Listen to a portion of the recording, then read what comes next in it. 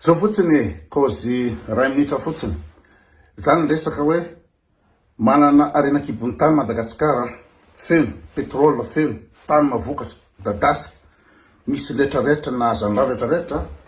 fa ny tsy mampanoso miamantra trano nefa tsisy ady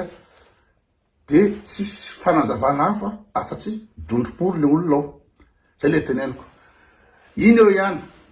nanaiky resaka ny olona samy mesy retraretra fa misy ty le bandy arakaraha ty soatako hoe ny anarany rehefa aveo fa tsy tadidiko lava be koa namoaka théorie ohatry zany mikasika tsy haiko izy teo macroéconomie sa ininy de ohatry zany de zany lazay le rehefa vendrana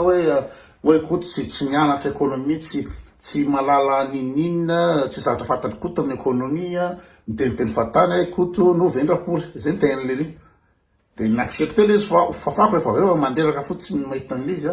fa ino moa ny azavailina am'zany inona ny azavailina navala gazety ohatry zany firenena manan-karena pétrole toy ito ohatrany Qatar io de mahantra velona tsisy ohatran'izany me mahantra tsisy gela tsisy nina de mahantra amy tainy me maty amy tainy de ino ny azavailina ao zany ka tsy donipoly de manazava macroéconomie économie zao levier de puissance zao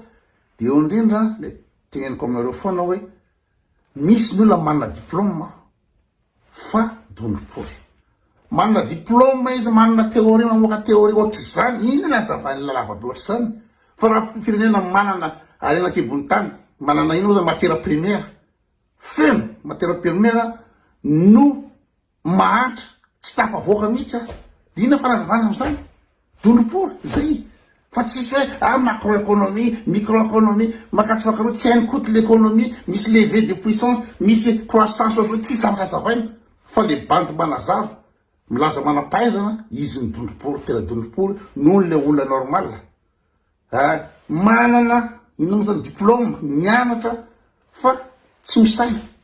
tsy intelligent tsy manana intelligence fa tena vendrana fa io zavatra ny anarany tany ampianarana io zany hoe natao tsenjery io mety manana doctorat ibanio amin'ny économie tsy haiko macronomie inona mety nanao thèse izy ohatry zany fa ny cerveau ohatran'ity zay ihany